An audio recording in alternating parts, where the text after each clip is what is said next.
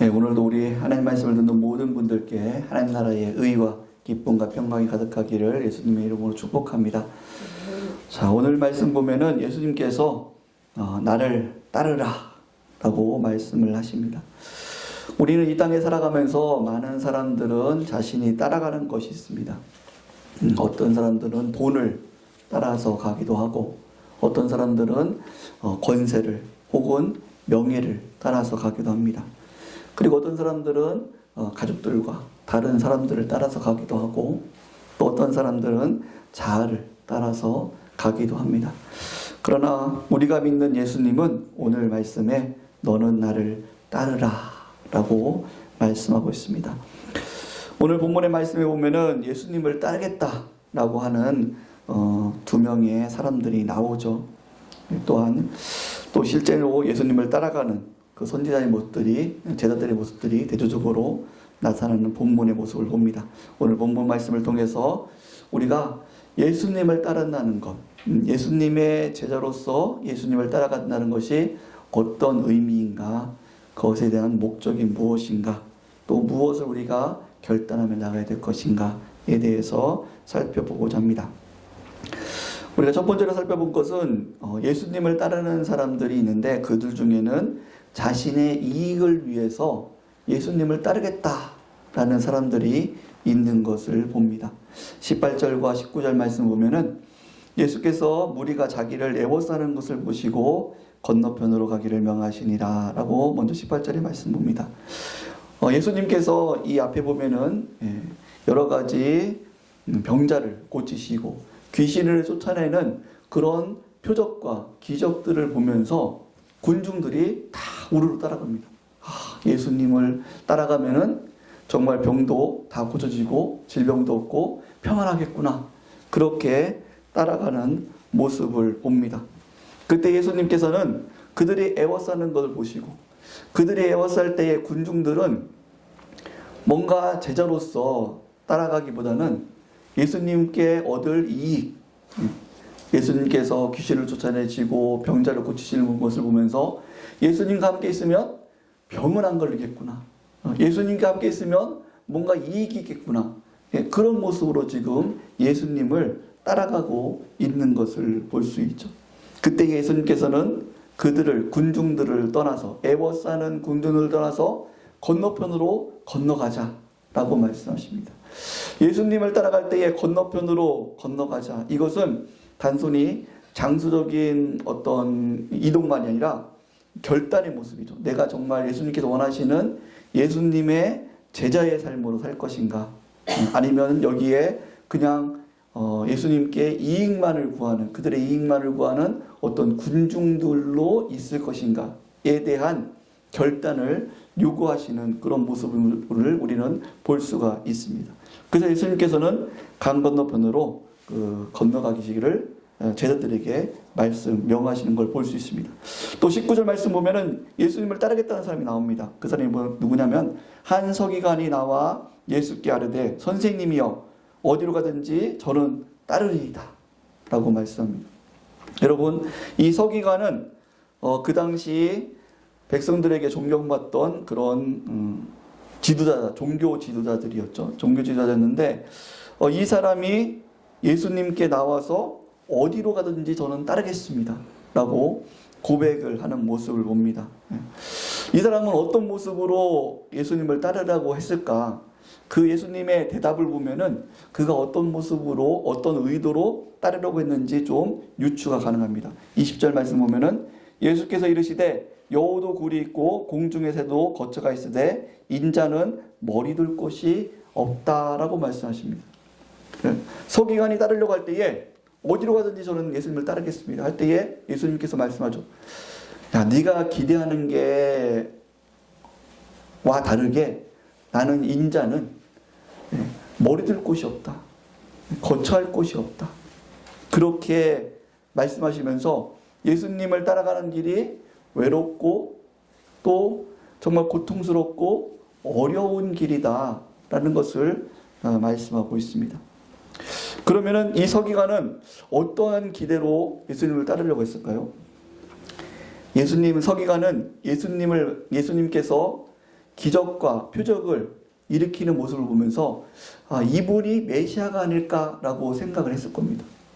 그들은 성경을 많이 알았고 그 당시에 메시아를 갈망하는 그런 사상들이 있었기 때문에 이분이 예수님 메시아가 아닐까. 그런데 그들이 오해한 메시아상이 있습니다. 그 당시 유대인들은 메시아를 어떻게 생각을 했냐면은 어떤 인자, 우리가 생각하는 것처럼 십자가에 못 박혀 우리의 죄를 대속하는 그런 메시아가 아니라 유대인들이 생각한 메시아는 정치적인 왕이었습니다. 즉 다윗 왕처럼 이스라엘을 정말 크게 부흥시키고 또 그 당시 로마의 식민지로 있었는데 로마의 식민지에서 로마 병정들을 다 몰아내고 권세를 몰아내고 해방시켜서 이스라엘을 온전히 회복시키는 그러한 정치적인 왕, 그러한 권세의 왕, 그런 왕으로 이 당시 유대인들은 이스라엘 메시아를 생각하고 있습니다. 그래서 이 서기관도 역시 예수님에 대해서 이런 생각이 있었다는 것이죠. 예수님이 메시아가, 정치적인 메시아가 아닐까. 그래서 예수님께서 정말 하나님의 권능으로 병자를 고쳐내고 또 기적을 베풀 때, 귀신을 쫓아낼 때에 예수님께서 명성을 쌓으시고 또 그 기적의 능력으로 그들이 생각하는 정치적인 메시아, 로마의 속국에서 벗어나서 이스라엘을 회복시키는 그 왕이 될 때에 내가 예수님을 따르면 부와 권세가 나에게 보상으로 주어지겠구나 라는 생각이 있었다는 것이죠. 그래서 지금은 잠깐 어렵더라도 내가 예수님을 따르겠습니다. 그래서 예수님이 이 땅을 뭔가 정치적으로 회복할 때에 제가 함께 하겠습니다. 그러한 고백이 있었다는 것을 우리는 짐작해 볼 수가 있다는 것이죠. 그러한 보상을 원하는, 이 땅의 보상을 원하는 그러한 서기관에게 예수님께서는 말씀하십니다. 여우도 굴이 있고 공중의 새도 거처할 때가 있으되 인자는 머리 둘 곳이 없다. 네가 생각하는 것과 다르게 예수님을 따라간다는 것은 이 땅에서 보상, 이 땅의 부와 권세로 보상을 받는 것이 아니다 라는 것을 지금 예수님께서 말씀해 주고 있는 것입니다. 우리는 이 말씀 속에서 좀 올바른 신앙관을 가질 필요가 있습니다. 우리가 여러 간증을 보면은 예수님께 내가 하나님 앞에 정말로 충성했더니, 하나님 앞에 크게 내가 기도하고 섬겼더니 하나님께서 나의 사업이 잘 되게 해주셨다. 내가 건강이 회복됐다. 내가 뭔가 이 땅에 하나님께서 이 땅에 잘 되는 복을 주셨다. 라고 그렇게 마치 하나님을 잘 섬기면 이 땅에 복을 받는 것이 상이다 라고 생각하는 간증은 우리의 신앙에 좀 위험스러운 부분이 있다라는 것입니다. 물론 하나님께서 우리에게 이 땅의 재물과 또 이 땅의 건강과 시간과 이 땅에 필요한 능력들을 주십니다. 그런데 그것은 보상으로 주시는 것이 아니라, 우리가 신앙생활을 잘해서 보상으로 주시는 것이 아니라 우리로 하여금 하나님의 사역을 감당하기 위해서 하나님 나라와 이웃을 섬기라고 주시는 그런 달란트인 것입니다. 섬기라고 주시는 달란트예요. 그건 보상이 아니라 달란트죠. 그래서 하나님께서는 내가 기도하고 내가 하나님 헌신해서 하나님께서 뭔가 이 땅의 것을 주시면 이것에 대해서 하나님께서는 반드시 물으신다라고 말씀합니다. 내가 너에게 이런 직분을 줬는데, 내가 너에게 이렇게 물질을 줬는데, 내가 너에게 이렇게 힘과 능력을 줬는데 너는 어떻게 이것을 잘 감당했느냐 분명히 물으실 겁니다. 여러분, 이 땅의 것은, 하나님께서 우리에게 주시는 이 땅의 것은 보상이 아니라 이것은 하나님께서 우리에게 주시는 기회입니다. 기회.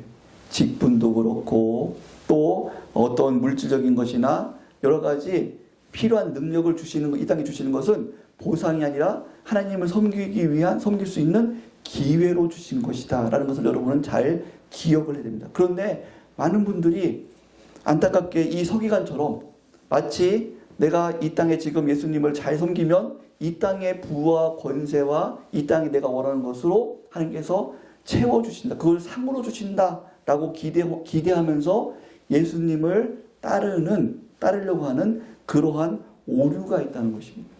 그렇게 생각하는 분들은 우리가 생각을 바로잡아야 됩니다. 예수님께서 말씀합니다. 그렇게 이 땅에 예수님을 따라가는 제자의 삶을 살 때에 이 땅의 것으로 뭔가 보상받을 것이다 라고 생각하는 그러한 자들에 대해서 예수님께서 말씀하십니다. 여우도 굴이 있고 공중의 새도 거처가 있으되 인자는 이 땅에 머리 둘 곳이 없다 라고 말씀하고 있다는 것입니다. 자, 그러면은 예수님을 따르는 이 길에 대해서 예수님께서는 무엇을 요구하시냐면은 21절, 22절 말씀에 온전한 순종을 요구하고 계신다라는 것을 볼 수 있습니다. 미루는 순종은 불순종이다라는 것이죠. 21절, 22절 말씀 보면 제자 중에 또 한 사람이 이르되 주여 내가 먼저 가서 내 아버지를 장사하게 허락하옵소서. 예수께서 이르시되 죽은 자들이 그들의 죽은 자들을 장사하게 하고 너는 나를 따르라 하시니라 라고 말씀합니다. 이 말씀을 잘못 오해하면은 아니 지금 제자가 그 제자의 부모님이 지금 돌아가셨는데 지금 장사를 바로 하고 그 다음에 예수님을 따르겠다. 그 4일, 5일, 일주일 아니 예수님께서 그 시간도 지금 못 기다려주고 너무 예수님께서 이 땅에 너무 매정한 것이 아닌가 그렇게 오해할 수가 있어요. 그런데 지금 이 제자가 말한 것은 지금 당장에 부모님이 돌아가셔서 장사를 치러야 됩니다. 그런 뜻이 아니라 이 당시에 이 문화의 말은 뭐냐면 내가 지금 부모님이 살아계시는데 부모님께서 돌아가실 때까지 내가 가정에서 책무를 다 한 후에 제 부모님이 나중에 돌아가시면 그때에 예수님을 내가 따르겠습니다. 라는 그런 의미라는 것입니다. 그래서 우리가 예수님께서는 22절에 이렇게 말씀하죠. 죽은 자들이 그들의 죽은 자들을 장사하게 하고 너는 나를 따르라 라고 말씀합니다. 여기서 첫 번째 죽은 자는 어떤 죽은 자입니까? 바로 영적으로 죽은 자들이죠. 영적으로 죽은 자들이 죽은 자, 육신적으로 죽은 자들을 장사하게 하고 너는 나를 따르라. 너는 당장에 나를 따르라. 예수님의 지금 사역이 이 땅의 사역이 몇십 년 동안 하는 것이 아니지 않습니까? 단 3년의 사역을 공생의 사역을 하시는데 지금 이 제자가 나중에 지금 살아계신 부모님이 돌아가실 때까지 기다리면은 예수님이 십자가에 달려 죽으실 때까지도 안 올 수가 있는 거죠. 그래서 예수님께서는 하나님의 사역이 제자로서의 삶을 사는 데에 기회가 있다. 당장에 헌신해야 될 내 뜻이 아니라 하나님 뜻대로 내가 헌신해야 된다라는 것을 강조하고 계신다는 거죠. 성도 여러분, 지금 이 제자의 고백은 그겁니다. 내가 예수님을 따르겠지만 지금은 아닙니다. 나중에 내가 할 걸 다 한 후에 내 계획을 다 이룬 후에 그때에 예수님을 따르겠습니다. 라는 그런 고백이라는 것이죠. 그런 의미라는 것입니다. 한 청년이 이제 대학교에 들어가서 하나님 앞에 은혜를 받았어요. 은혜를 받는데 그가 지금 하나님 앞에 기도를 합니다. 하나님, 제가 하나님의 일을 하는데 졸업한 후에 하나님의 일을 하겠습니다. 졸업을 딱 했어요. 그러면 또 뭐가 있죠? 취업이 있어요. 하나님, 제가 하나님의 일을 열심히 할 텐데 취업한 후에 하나님 제가 열심히 하겠습니다. 또 좋은데 또 취업이 됐어. 근데 또 뭐가 생겼어요? 결혼이 생겼어요. 하나님, 제가 결혼한 후에 하나님 앞에 정말 충성되게 내가 하나님 일하겠습니다. 결혼해도 그 일이 생길까요? 또 무슨 일. 이 땅에는 계속 염려와 근심과 걱정이 있을 수밖에 없습니다.